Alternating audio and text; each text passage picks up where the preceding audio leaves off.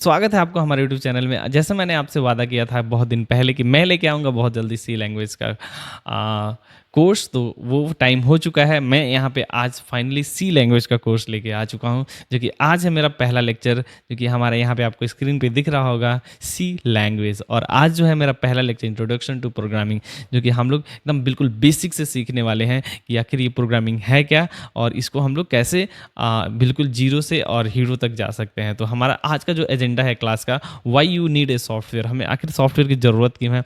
And जो दूसरा है वो है मशीन कोड क्या है। पहला है हम लोग का सॉफ्टवेयर क्या है, दूसरा है हम लोग का मशीन कोड क्या है, तीसरा है हम लोग का how to build a software using C और सी प्लस प्लस, एंड चौथा है हमारा डिफरेंट टाइप्स ऑफ फाइल्स के बारे में हम लोग जान रहे होंगे। तो सबसे पहले हम लोग फटाफट यहाँ पे पहले वाले हम लोग ऑप्शन पे चलते हैं, why do you need a software. तो सबसे पहले ये सब समझने के लिए सबसे पहले हम लोग चलते हैं अपने क्रोम ब्राउज़र पर और वहाँ पे समझते हैं कि हमें आखिर ये सॉफ्टवेयर की ज़रूरत क्यों है। तो सबसे पहले मैं अपने क्रोम ब्राउज़र को खोल लेता हूँ और यहाँ पे मैं एक सॉफ्टवेयर यहाँ पे मैं सर्च करता हूँ, कैलकुलेट परसेंटेज।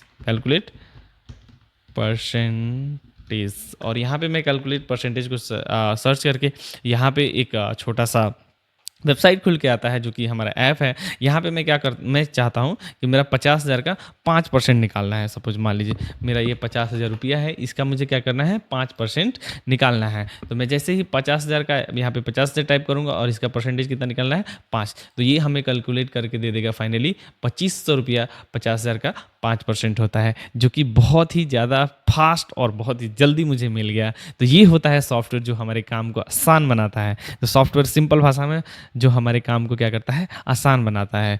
तो अब चलते हैं हम अपने स्लाइड पे और वहाँ पे जाके इसको अच्छे से समझते हैं। सपोज मान लीजिए आप एक इंश्योरेंस एजेंट हैं। सपोज मान लीजिए क्या है, आप एक इंश्योरेंस एजेंट हैं और आप दिन भर मार्केट में घूमते हैं और वहाँ पे जाके आप पैसा क्या करते हैं, कलेक्ट करते हैं अलग अलग कस्टमर से। अब उसमें भी कोई कस्टमर ऐसा होता है जो कि कम दे देता है, कभी बेसी दे देता है, जिससे आपको बहुत ज़्यादा परेशानी होता है हिसाब करने में, क्योंकि आपके पास लॉट्स ऑफ कस्टमर है। तो यहाँ पे आप शाम को जाते हैं, आपका हिसाब गड़बड़, आपका दिमाग रहता है ख़राब, तो आप अपने दोस्त को बताते हैं, देखो भाई मेरा ऐसा ऐसा प्रॉब्लम है।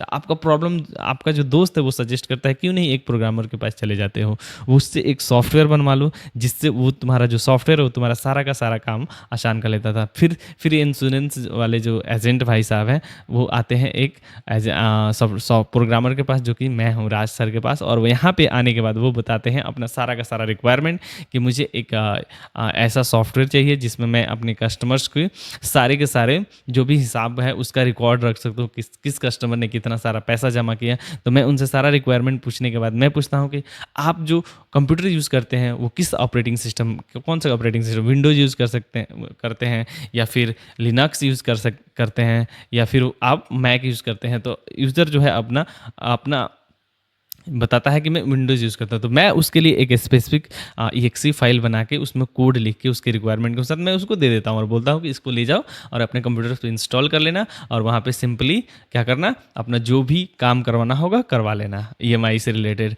उसके बाद से वो उसका काम बहुत ज़्यादा आसान हो जाता है। तो इसके बाद में हम लोग चलते हैं, आप लोगों को समझ में आ गया होगा कि सॉफ्टवेयर की हमें क्यों ज़रूरत है। अब हम लोग जानेंगे कि आखिर ये मशीन कोड क्या है।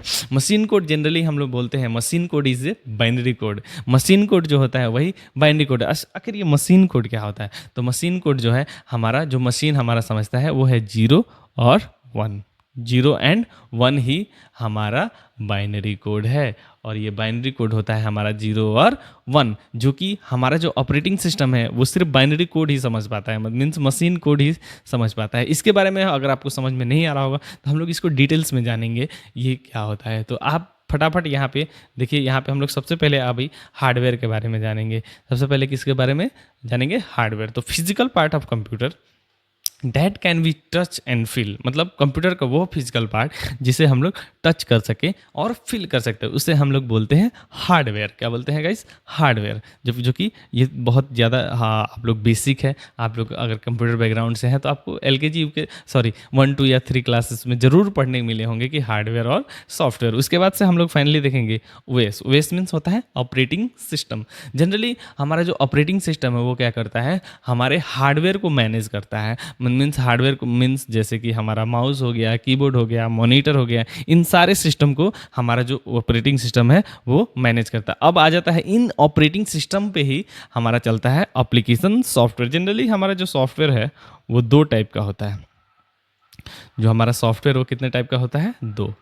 एक होता है हमारा सिस्टम सॉफ्टवेयर, सिस्टम, और एक होता है हमारा एप्लीकेशन, एप्लीकेशन सॉफ्टवेयर। ओके, एक होता है हमारा सिस्टम सॉफ्टवेयर और एक होता है हमारा एप्लीकेशन सॉफ्टवेयर। तो गाइस सिस्टम सॉफ्टवेयर क्या होता है? सिस्टम सॉफ्टवेयर में आ जाते हैं हमारे ऑपरेटिंग सिस्टम, जैसे कि हमारा विंडोज़, लिनक्स, मैक। ओके, और हमारा जो एप्लीकेशन सॉफ्टवेयर है इसमें सब आ जाता है हमारा, जो मैंने उस एजेंट को बना के दिया था, जैसे कि कोई भी एक्सी फाइल या फिर वर्ड या फिर MS Excel. Okay, I hope आप समझ रहे होंगे कि एप्लीकेशन सॉफ्टवेयर और सिस्टम सॉफ्टवेयर क्या है। ये सारे जो भी सॉफ्टवेयर होते हैं ये तीनों पे चलने के लिए कैपेबल, विंडोज़, मैक, लिनक्स, ये सारे के सारे क्या हैं? ऑपरेटिंग सिस्टम है। अब हम लोग फटाफट आ जाते हैं how to build a software. हम लोग कोई भी सॉफ्टवेयर को कैसे बिल्ड कर सकते हैं। तो सॉफ्टवेयर बिल्ड करने के लिए सबसे पहले तो आपको एक सोर्स फाइल की ज़रूरत होगी, जो कि ये आपका सोर्स फाइल है। और इसे हमें बिल्ड करने के लिए यहाँ पे आप लोग देखो, यहाँ पे मैंने एक सोर्स फाइल, यहाँ पे मैं क्या करता हूँ, मान लो एक मेरा ये सॉफ्टवेयर, मैंने इस सॉफ्टवेयर मतलब EXE के लिए मैंने क्या किया, कोड लिखा और इसे मैंने क्या किया, रन किया। क्या किया मैंने? रन।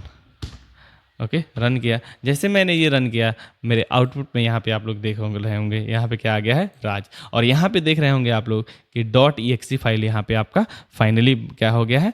बन गया है। तो ये है हमारा बिल्ड करने का प्रोसेस। तो जब हम सॉफ्टवेयर कोई भी बिल्ड करते हैं तो हमें तो मतलब ये .exe फाइल तो चाहिए, मीन्स सोर्स कोड तो चाहिए। उसके बाद हम जब बिल्ड करते हैं तो सबसे पहले जो हमारा जो काम करता है वो होता है प्री प्रोसेसर। क्या काम करता है? Pre processor. प्री प्रोसेसर के काम करने के बाद हमारा काम करता है कंपाइलर। कंपाइलर क्या होता है? ये है हमारा VS कोड, जो कि ये क्या करता है, हमारा इंग्लिश लैंग्वेज को मशीन कोड में कन्वर्ट करता है, जिसे कंप्यूटर क्या करता है, इजीली समझ जाता है। और उसे इजीली समझने के बाद प्री प्रोसेसर को काम करवाता है, फिर उसके बाद कंपाइलर काम करता है, और कंपाइलर काम करने के बाद फाइनली हमारा जो है लिंकर काम करता है। लिंकर का काम क्या है? ऑब्जेक्ट फाइल को और मेन फाइल को क्या कर देना, इसको क्या करना, ऐड कर देना। और ऐड करने के बाद हमारा फाइनली क्या मिल जाता है, हमारा .exe फाइल, जो कि हमारा ये फाइनली मिल जाता है क्या, .exe फाइल। और ये फाइल हम लोग किसी भी ऑपरेटिंग सिस्टम पे